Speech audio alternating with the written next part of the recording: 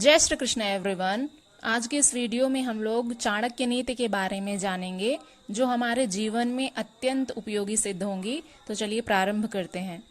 आचार्य चाणक्य कहते हैं, कामधेनु गुना विद्या यह काले फलदायिनी प्रवासे मातृसदृशी विद्या गुप्तम धनम स्मृतम।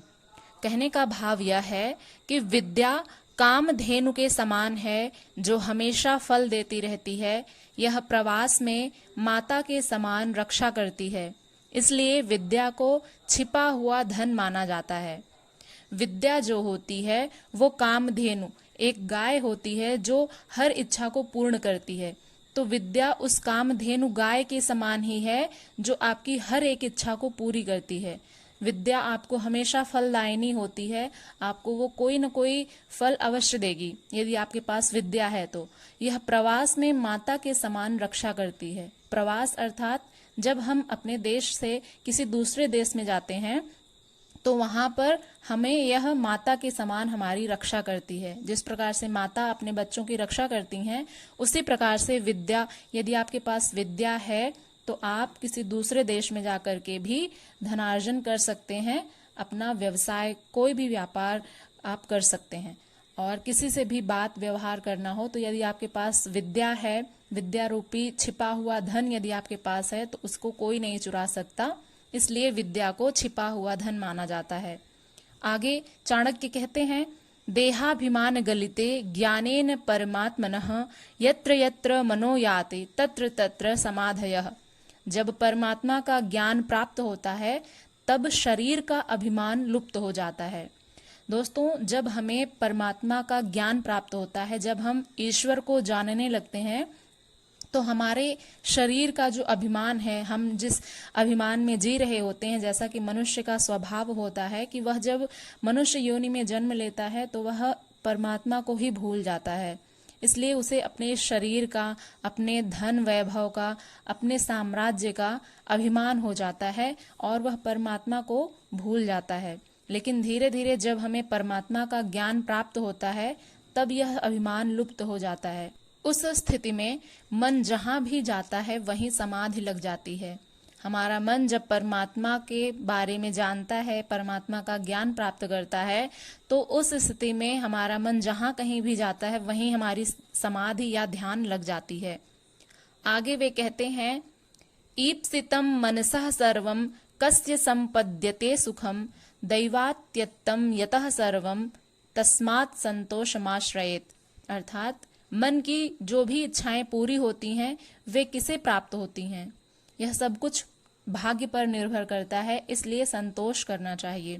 आचार्य चाणक्य कहते हैं कि हमारे मन की जो भी इच्छाएं हैं वो पूरी होती हैं तो वे किसे प्राप्त होती हैं, यानी सब कुछ हमारे भाग्य पर ही निर्भर होता है। हमें केवल अपना कर्म करते रहना है और संतोष रखना है, क्योंकि परिणाम तो ईश्वर के हाथ में होता है।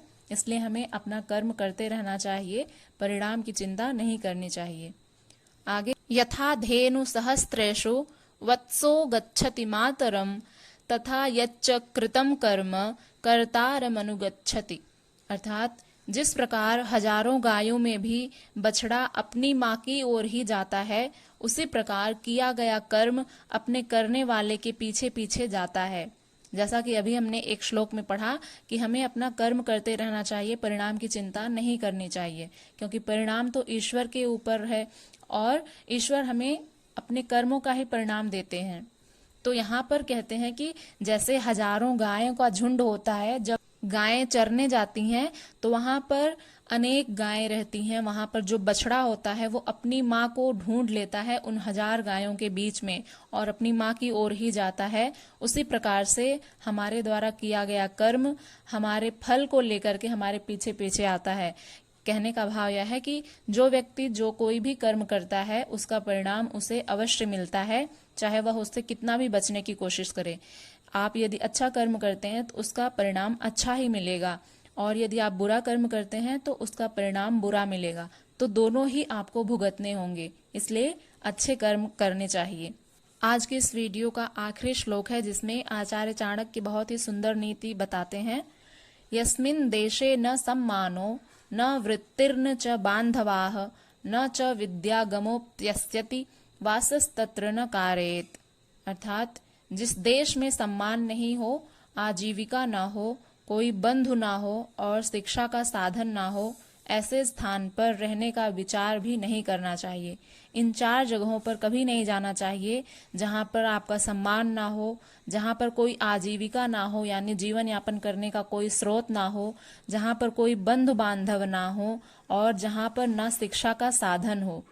ऐसे स्थान पर रहने का भी विचार नहीं करना चाहिए। तो आज की इस वीडियो में इतना ही। यदि वीडियो पसंद आए तो इसको लाइक करिएगा, चैनल पर नए हैं तो सब्सक्राइब करके बेल आइकन को प्रेस कर लीजिएगा और इस वीडियो को ज़्यादा से ज़्यादा लोगों तक शेयर करिएगा। कमेंट करके बताइएगा कि आपको ये वीडियो कैसी लगी। मिलते हैं नेक्स्ट वीडियो में, तब तक के लिए अपना ध्यान रखिएगा। हरे कृष्णा।